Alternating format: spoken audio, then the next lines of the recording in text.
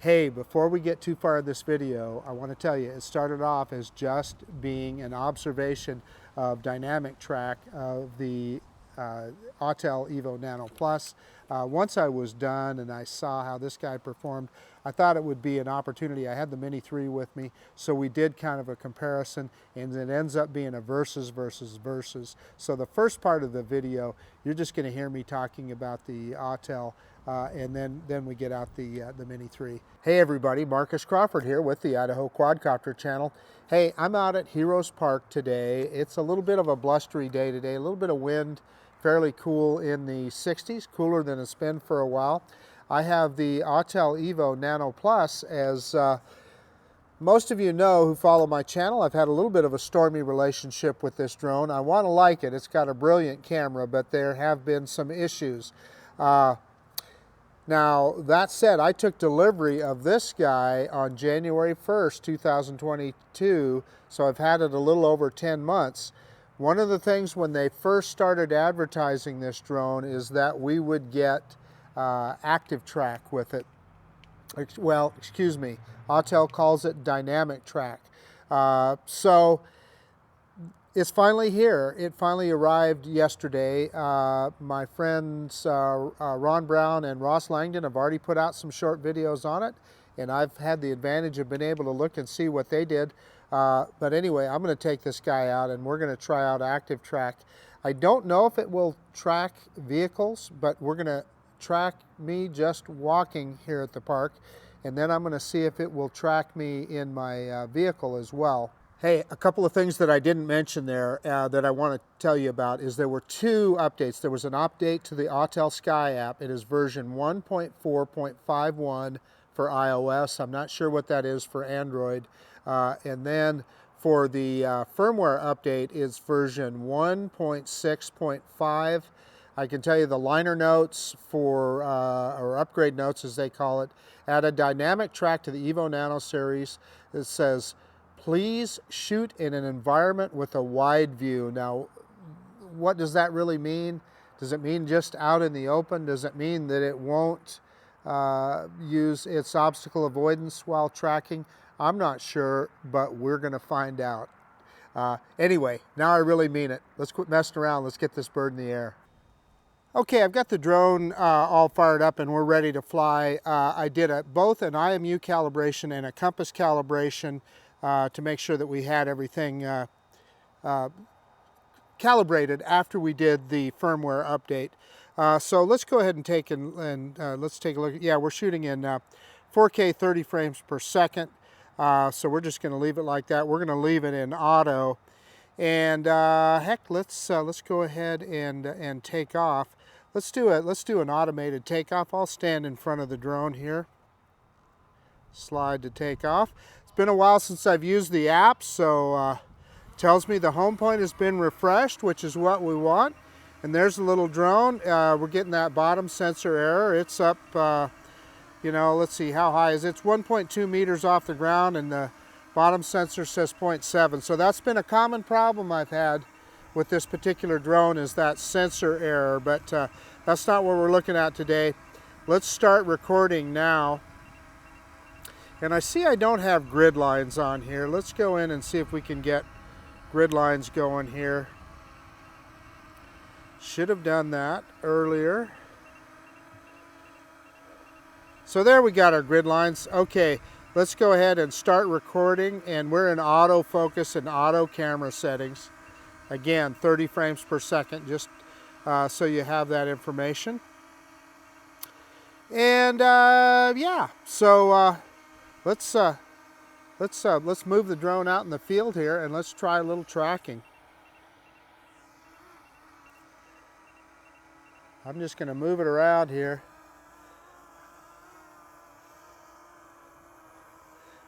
As I was moving there, I kind of had to, yeah, and we're looking into the sun here, which isn't very good. So let's go ahead and let's just back this guy up. Heck, let's just do our droney, huh? Haven't done a droney. You know what? The drone is performing quite well. I mean, I love the controls. You just the controls to get, and then, you know, we still got that bottom sensor error there. It stopped. So that's good. And then it's back. So that's a little frustrating. But we want to be out here in the open and start our tracking out here. And let's give the drone the best shot. I'm going to get the sun behind the drone so that it can see me well. And that's me dropping the camera down. And boy, that bottom sensor error is annoying as all get out. Okay, I had to stop recording to get to the menu to find and there's tracking right there. And then it's interesting that you have to stop recording to get to that menu. But anyway, it did what it's supposed to. It's got the plus sign on me, so let's hit that plus sign. And yeah, we're able to start recording there. And let's click follow. And then we got the plus sign again. So I don't think it's got me. Let's try that one more time. Let's click follow.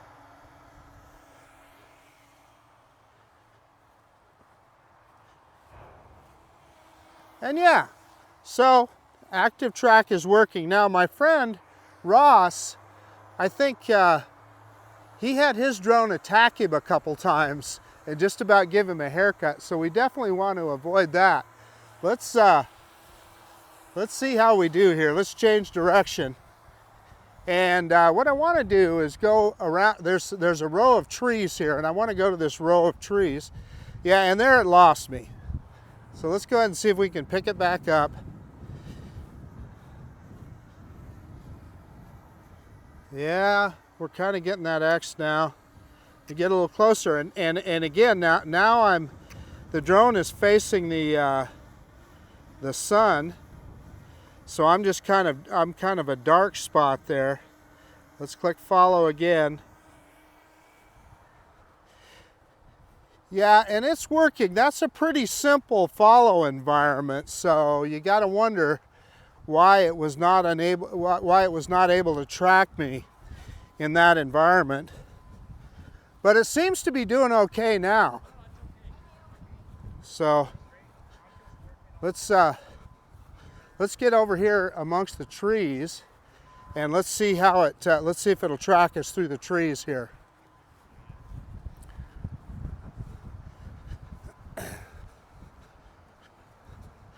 And so far so good.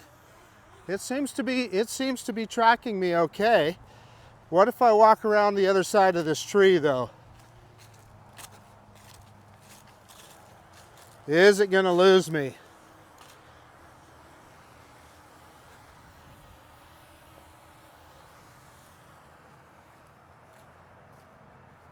And it did. It simply lost me.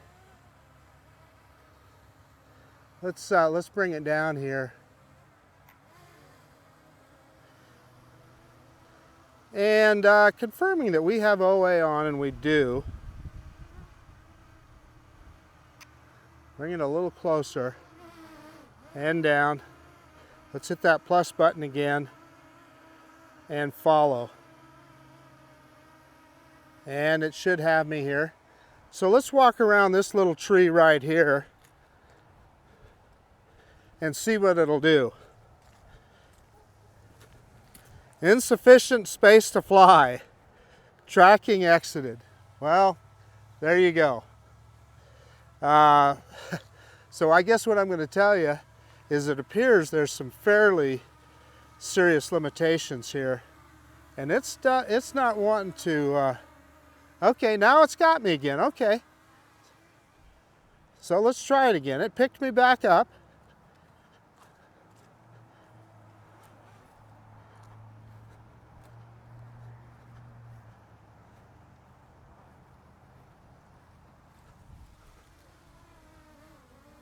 Hey, there we go. It picked me back up. Perfect. Okay. So that's encouraging. And these trees have, insufficient space to fly, tracking exited, although it appears to still have me. Let me get closer again, because it's got the cancel. It's still got the square and it's got the cancel button. Let's drop it down a little more. Okay, let's bring it, let's see if it'll follow me around this tree now.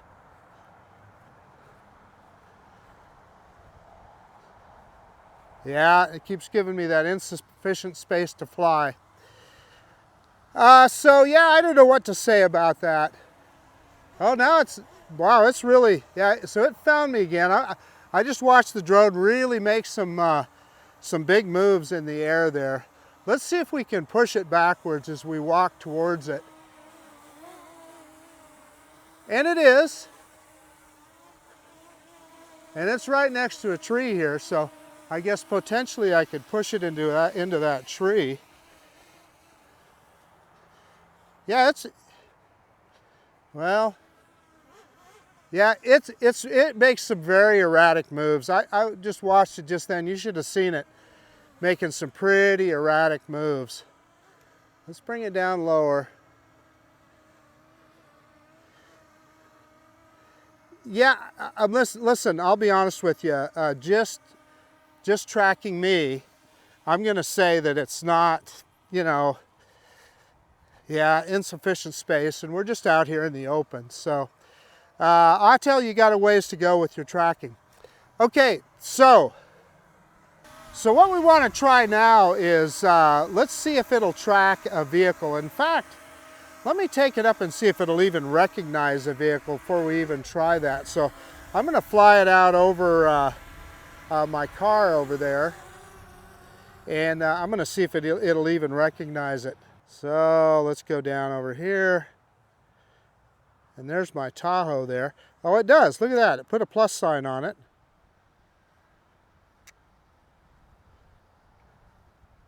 Well, it did for a second. There was a plus sign there. I saw it earlier. Let's bring the drone around.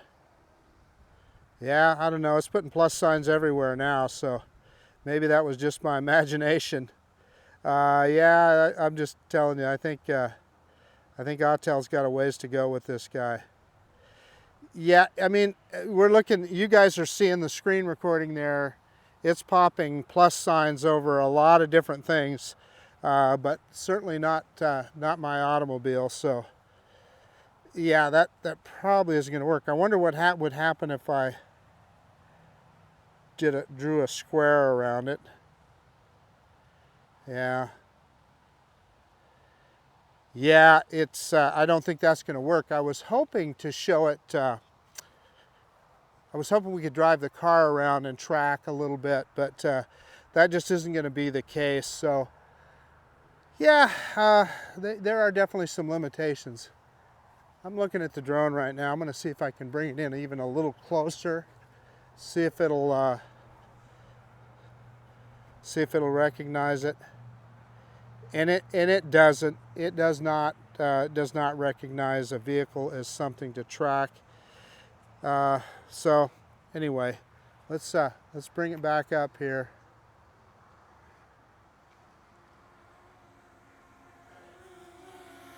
And it immediately grabbed me.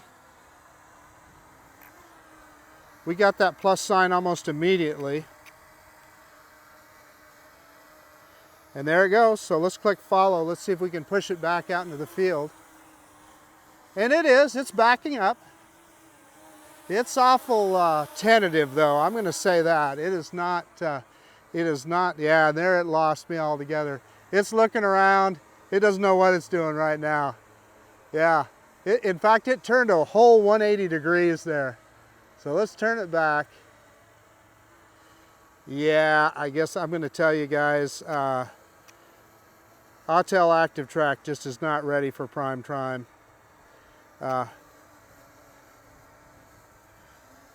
Okay, follow. We'll try it one more time here. And I saw the drone move and capture me again. And we're going to try to push it backwards. Now, I understand that the drone is looking into the sun, so I'm just kind of a dark spot. And now it's kind of stopped as now it's moving back. But it makes very jerky, quick movements. So, you know, I'm going to tell you, I I just don't think this ActiveTrack on Autel's ready for prime time.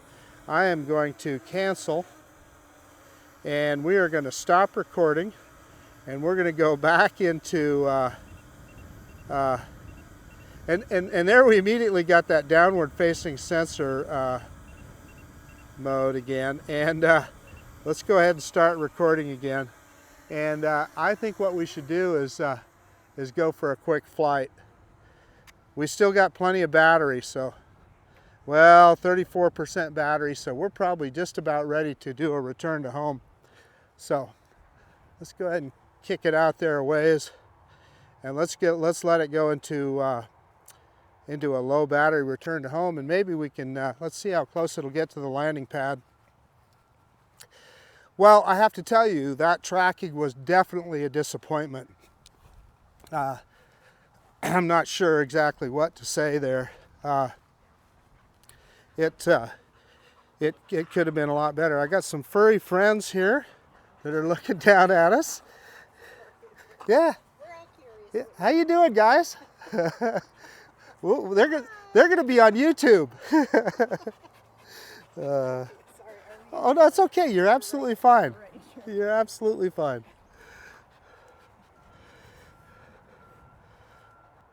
Okay, so how far down? We're down to 30% battery, so let's see if we can get to an emergency return to home.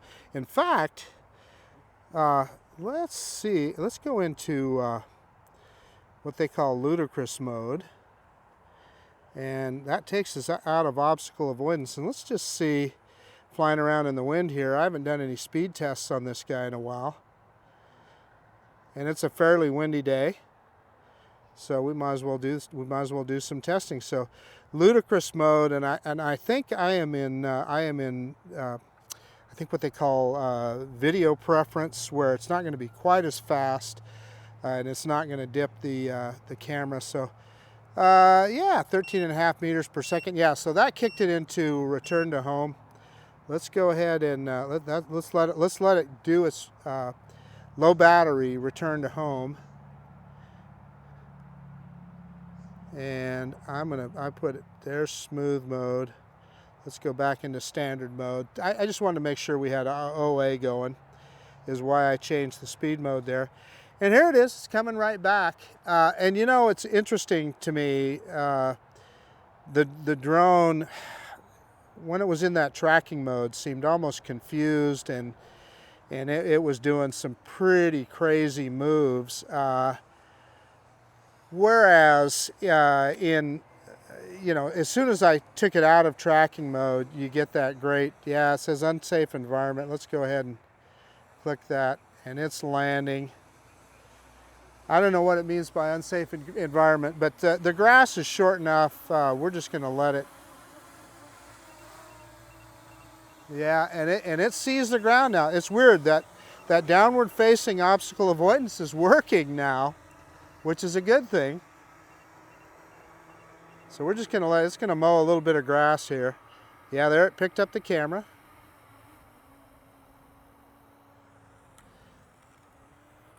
Yeah, it finally said, yeah, gimbal is not self-checking, battery is low. Yeah, so it's down in the grass.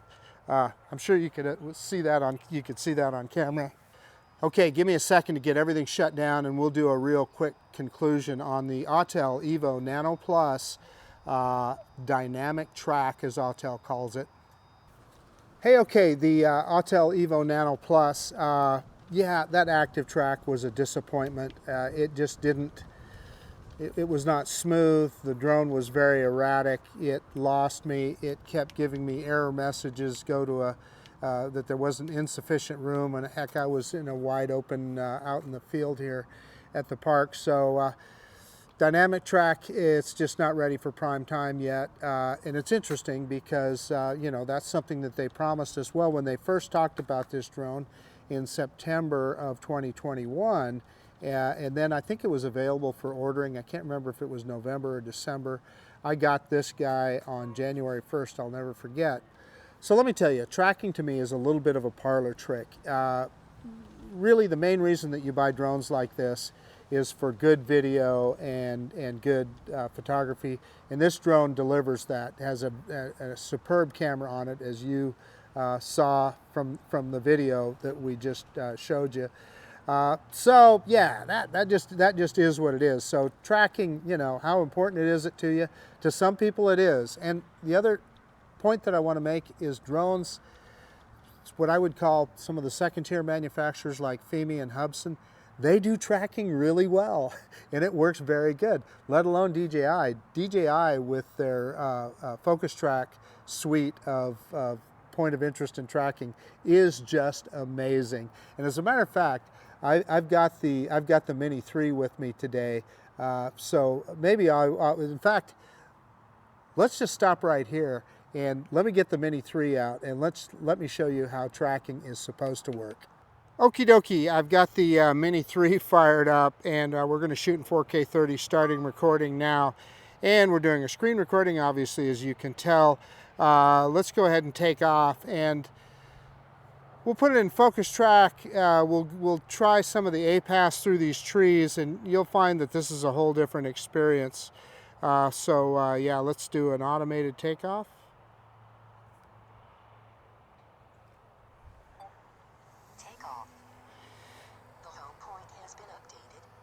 And yeah, let's bring it closer here.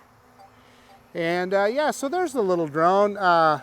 You know, typical DJI. It's just hanging there like it's hanging from a string. Very, very, you know, very, very stable. So let's go ahead and bring it around the other way, and do just like we did with the Autel drone. And we can maybe just do a little bit of a droney, and it's. Again, it's facing into the sun, so I don't know, you can kind of compare the video there too. So we'll bring it down here and we'll start some tracking. And on this guy, the ActiveTrack suite, of which there's 3 elements to, there's spotlight mode, there's POI mode, and there's ActiveTrack mode. So in order to do that, and we'll do it the hard way here with the drone looking at me just as a dark spot here. And I'm just drawing a square around myself on the screen. And look, it's got me, and it's in spotlight mode right now. So what does spotlight mean? Well, watch as I fly the drone over the top of me. It will keep the camera on me the whole time. So what spotlight does for you is no matter how you move the stick, it's a cameraman mode, and it will keep you in center of frame no matter what you do. And I'm just doing this all with this right here with the right stick, just holding the right stick. And you know, we can go up and forward, and it's going to stay right on me. Let's back it up again. And there, it's still got me. So that's spotlight mode of the ActiveTrack feature, and you can tell, you know, there's some pretty serious computations going on there. Now, POI mode is basically it's an orbit around a point of interest. So I'm going to put it in POI mode right now, and it's going to I can adjust the speed there, and let's click go, and it'll just do an orbit around me. And the thing I'm going to warn you about this is I'm out in a field. This drone does not have sideways obstacle avoidance, so it would fly right into the side of something if you let it do it. As soon as it gets around in front of us here, we're going to stop that, and we're going to go into ActiveTrack.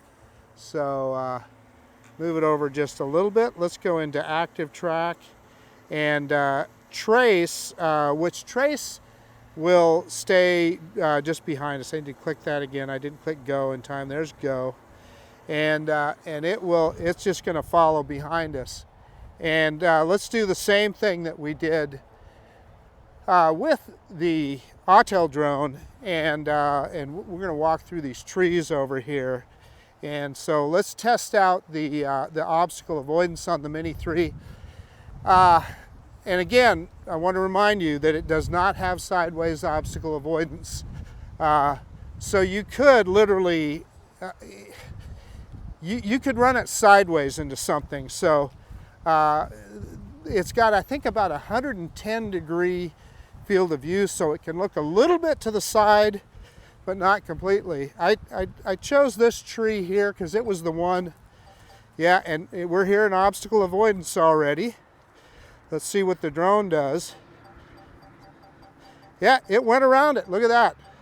It went around that tree very, very smoothly, and it sees the other one to its side. Let's go around this guy here. We'll just walk right next to it, and it's tracking me.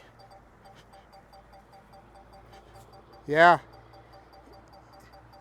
Yeah, look at that. It moved around until it found me. So I guess what I'm going to do, what I'm telling you, is, you know,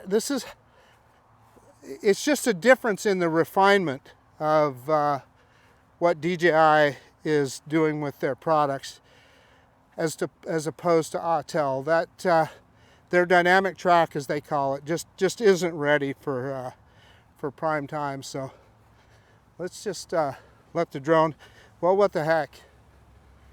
Let's go around another tree. This has got some smaller branches on it, so I got to be honest with you, I'm a little more nervous. Could there be things that the drone misses? There sure could be. But it did it okay. And I worried about that other tree because, like I said, it does not have sideways obstacle avoidance. But yeah, that worked pretty good. Okay, let's take it out of OA. I could have clicked stop. I clicked X on the screen there. Let's bring the drone around. And again, just like we did with the Autel drone, let's take it out in the field here, and we'll execute a return to home. We still have 83% battery. This has the this is the bigger battery that's in this drone right now. So I'm going to hit return to home, and let's see how close it gets. Now, mind you, this drone does not have it is not equipped with precision landing, but it might get pretty close, so we'll see. Return to home on the controller, and it took that command immediately. And I'll drop the camera down as we go. The other thing that we can do here is you can kind of compare the video quality of the two drones. I think you're going to find them very comparable. Yeah, I think it's going to be pretty similar to what we saw with the Autel drone as far as distance from the original landing spot, which I think is perfectly acceptable. Because quite frankly, what I'm going to tell you is more often than not, you are going to be, there it picked up the camera. You're going to be landing these drones manually anyway, so, you know, precision landing there again is another kind of a little bit of a parlor trick. And we're down in the grass and it says motor stuck, so let's stop recording, and I'm going to stop the screen recording. Okay, now we'll do a quick conclusion. Hey, okay, so I already talked about the ActiveTrack on the Nano Plus, so we're not going to go into that again, but let's compare it with the DJI Mini 3 Pro. There isn't a comparison really, and I don't know what Autel was thinking releasing that feature when it just really clearly isn't ready for prime time, especially when you compare it with what the Mini 3 Pro did. The Mini 3 Pro tracked me perfectly, did the spotlight mode where it kept the camera on me. It has that whole focus track suite. Did the POI mode where it will orbit you perfectly. Again, I always warn people, no sideways sensors, so it could orbit itself right into a tree, so you just need to keep that in mind. But then, you know, when we did the actual follow me mode, or DynamicTrack as Autel calls it, or ActiveTrack as DJI calls it, the obstacle avoidance worked perfectly on this guy, and we went right around the trees and so forth, and we had some success with that with the Autel drone as well. But, you know, it kept losing me, giving me all kinds of warnings, etc., and was very erratic in flight, whereas this guy just did what it needed to do.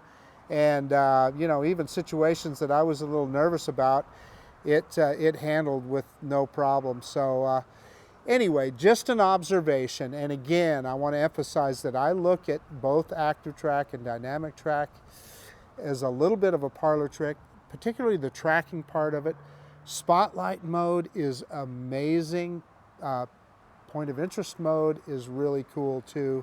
But anyway, you guys can just make up your own mind. These are pretty similarly priced drones, so you know when you're making that decision, depends on what features are important to you. Both of these have excellent cameras, and I'm sure you'll see in the side-by-side video, they both look really good. So that's about it. This is Marcus Crawford with the Idaho Quadcopter channel out. And if you like this kind of content, please consider subscribing to my channel. Most of all, I absolutely appreciate you taking the time to look at this video. And yeah, of course, we will see you on the next one. The Autel Evo Nano Plus, the DJI Mini 3 Pro. See you guys later. Bye.